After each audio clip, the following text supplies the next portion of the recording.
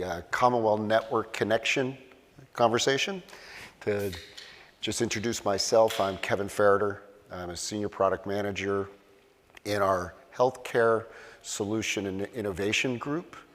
So we're really responsible for looking at new opportunities to utilize our product and take our Unified Care Record product and see if we can find a problem and package up part of the solution specific for that to make it easier, cheaper, faster to implement for a single problem rather than the Unified Care Record implementation that can be quite broad. Today we're going to talk quickly about the Health Alliance itself, what the service looks like from a business standpoint, what the service looks like from a technology standpoint, and finally some of the future things that we're looking to do on this. Now, I've realized that this is actually set up as a 20-minute session, so I probably have much more than that in terms of content, but we'll kind of go through some of these slides pretty quickly. So let's talk about the Alliance itself. So CommonWell is a network. It's a national network. You can see the numbers. These are numbers that we literally just picked up the other day. Quite proud of the fact that they are now over 200 million individual patient identified records within the network, 34,000 provider sites, and since its inception, 4 billion plus records have been shared through the network. So it's, we'll see in a second actually, it's 10 years old. So CommonWell just at HIMSS this year celebrated their 10th anniversary. As you can imagine, for that 4 billion number, that was kind of a slow growth. In the last, I want to say since the beginning of the year, that's actually almost, I want to say 500 million records shared. So they've actually now seen that they're going to look at their metrics and start realizing that the most important thing is to measure this thing on a monthly basis rather than, hey, since our inception. That's actually a meaningless number at this point. Knowing what the volume and rates are today is more important. Just a few things. It's vendor-led. So it's kind of an odd network setup. It was actually set up by McKesson, Cerner, eClinicalWorks.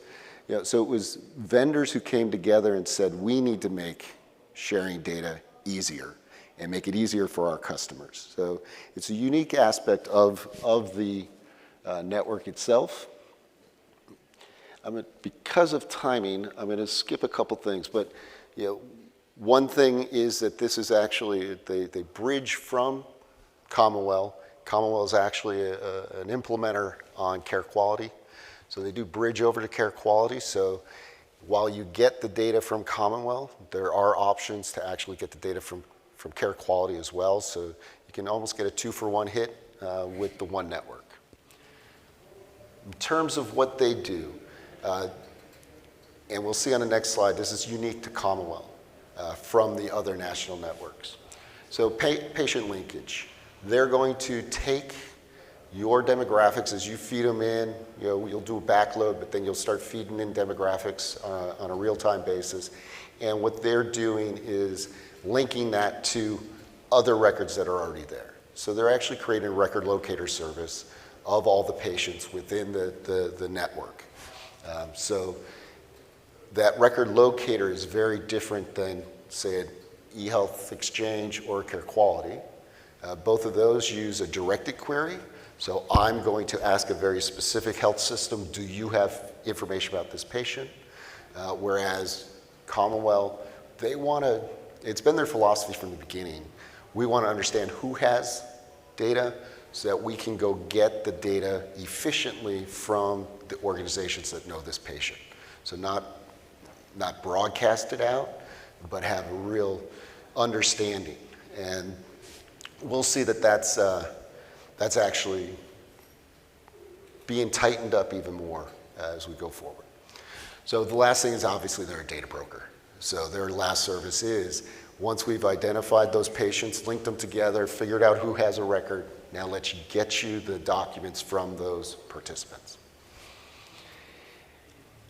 One last bit on the record locator, because what CommonWell does, and this is really coming, I don't know how many people are familiar with TEFCA and with the QHINs, but as CommonWell is looking to be a QHIN, EHX is looking to be a QHIN, Epic is looking to be a QHIN, number of folks.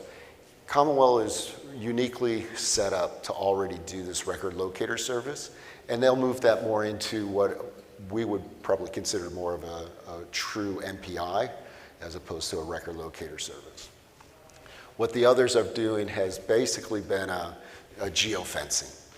I send the record in, I get your home address, I figure out where that is, I draw a circle 20 miles around that, I ask the participants within that circle. So big difference here is nationwide, CommonWell will figure out who has your data, whereas other networks will really give it a geofence within a particular geography. Excuse me. How CommonWell operates is that they have service adopters. InterSystems is a service adopter. It means that the service adopters are the on-ramps for the end user organizations to participate in CommonWell. So you're not, as a health system, you don't connect directly. You'll go through a service adopter to connect to the network. I'm going to skip over this part very rapidly. So what's the business model? Essentially, InterSystems contracts with you to become part of our service adopter. We contract with CommonWell to be a service adopter. So we're the on-ramp. We have a financial relationship with you. We have a financial relationship with CommonWell. What it means is, really, instead of having to go through a full certification with CommonWell, really, we've already done that part. So now it's a matter of you just connecting up to InterSystems. And it's a much easier process than going through a full certification. Pricing model, generally speaking, for InterSystems, we have a small onboarding fee and then a per document fee. And the only thing I'll say about it's not really a per request fee, it's per request that returns data. So if it doesn't return data, so we've asked, do you have data for this person? And the answer is no. That's not a request. We only charge for the ones that actually give you back value, so the ones that you actually get data from. I'm going to skip contracting. I really want to go directly into this. So in terms of our connection to CommonWell, so there's two things. One, right now, we do this connection through our unified care record. So we have a specialized, and we'll go into the technology in a bit, but we have a specialized edge that knows how to talk to our broker. Our broker knows how to talk to CommonWell. Through that unified care record and that process, we offer a few services. One is the backload of historical information. So we want to send that data through and start getting those linkages in place so that when you ask for information about your patients, it knows who else will have that data. Okay? Then we have two use cases. One is a document consumption and one is a document contribution. So consumption is just that. You're asking the network, do you have any other information about my patient? And now I'm going to consume that information. Contribution is the opposite side because part of this is a reciprocity of, if you're going to get data, you got to give data. So UCR is set up to be able to then respond to those requests and give that data back to the network. And the whole idea is to make this in a way that makes it easy to onboard, easy to participate if you're a unified care record customer. And the last slide I'll talk about if you're not. But anyway, in terms of the architecture, I sort of alluded to this. So we have our unified care record. There's a specialized edge that's here. And that, is simple install to say, okay, I want this CommonWell edge inside my unified care record. That knows how to talk to the health share CommonWell broker. So this lives back in our data center, and it essentially has the APIs set up and all the connectivity and all the security set up to be able to talk back and forth between HealthShare Unified Care Record and our broker. Now what we've done is certified that broker with the CommonWell broker so that essentially they know how to talk to each other, and we've passed all of the tests that CommonWell has related to being able to correctly ask for and respond to requests for documents. CommonWell actually takes care of then that broadcasting out. So for a consumption-based, Unified Care Record asks the broker, the HealthShare broker talks to CommonWell broker, CommonWell looks at their record locator service and says, look at all of these sites that have data, now let's pull it and send it back. When you start talking about the contribution use case, the best thing to think about is these participating organizations, you're one of them. So in that case, somebody else has asked CommonWell for the data. It says, oh, you have data, goes and it starts that process. Well, it starts that process by talking to the HealthShare broker, who then can talk to your individual Unified Care Record instance. So in terms of future offerings, so we got a couple of things here. Probably the biggest thing is what we're looking at is an alternate data delivery. So right now, when you do a request to CommonWell, what it does is it comes back and returns essentially a bunch of documents. So you're not getting anything more than here's 100 documents for this patient. Most of the EMRs are receiving that, putting it in some document tab and saying, great, here's 100 documents. So we've been looking at this to determine, well, how can we more efficiently return that data in a way that's more usable? So there's 3 different ways we've been looking at this. One is to look at it and say, well, take those 100 documents and let's aggregate them and return them as a consolidated document. So this takes advantage of our Unified Care Record capabilities as we process that one CommonWell connection.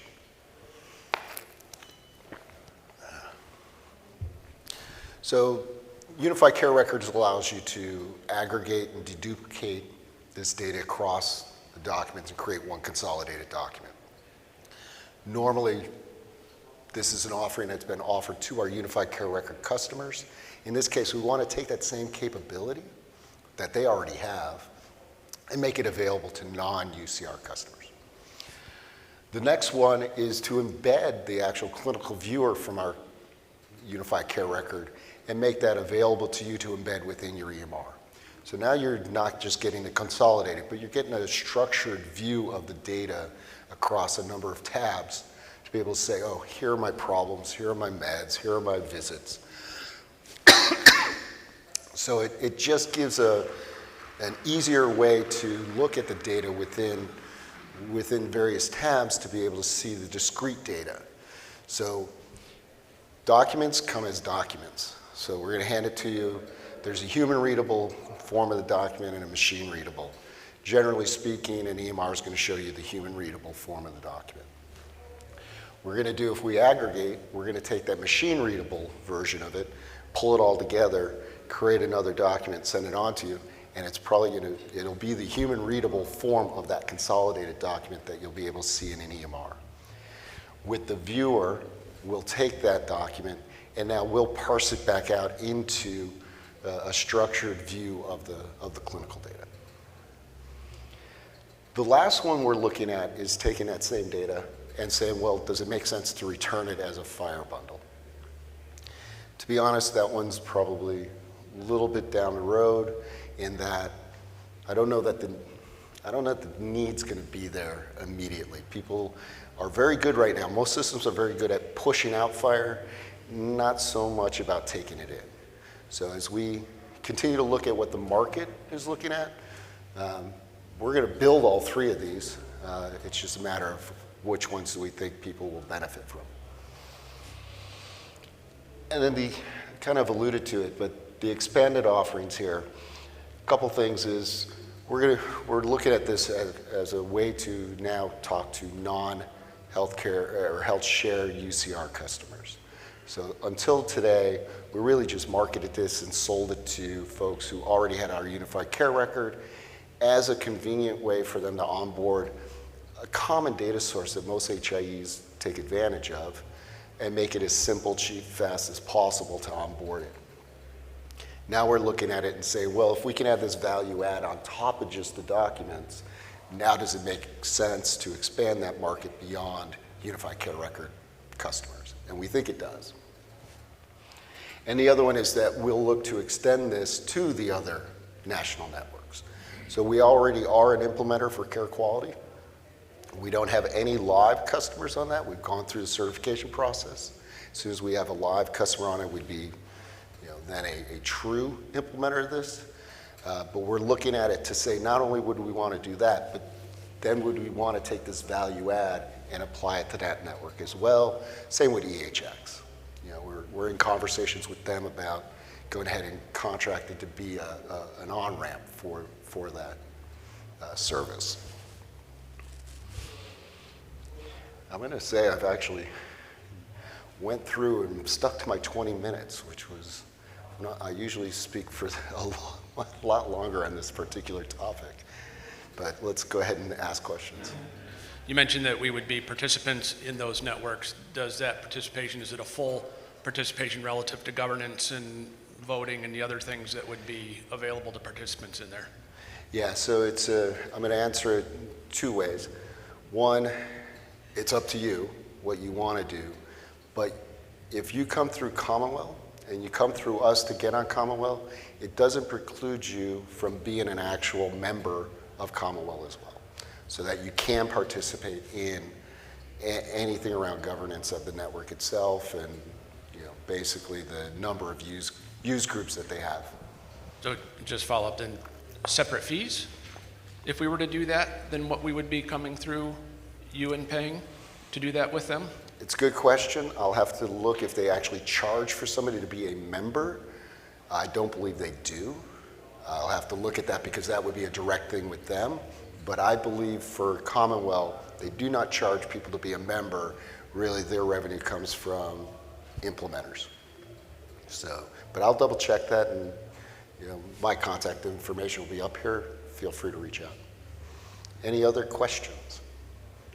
Do you have a slide about or thoughts about the TEFCA roadmap phases? Yeah, so actually I participate in the TEFCA use group for CommonWell. They are looking in terms of getting out there, it's probably closer to the end of the year for them to get through the certification process. I think that's pretty much in line with many other than, I want to say there's one QHIN who's kind of ahead of the curve on that, but they have some work to do to actually fully be capable of being a QHIN. So they're actively going through that. One of the things that they're going through right now is the MPI, just looking at what they want from an MPI and what rules would be behind it. Right now they're very much a direct match type of rule set, moving into more of a deterministic, probabilistic model, but I'd say, end of year. But more specifically, the TEFCA fire roadmap and the three phases that they have laid out. Yeah, so don't know what all three phases look like. In our case, we would have to be in line with CommonWell, but they're going to, I'll just say this, about the same time frame. So they will go through and have available fire APIs really in time to be certified by the end of the year.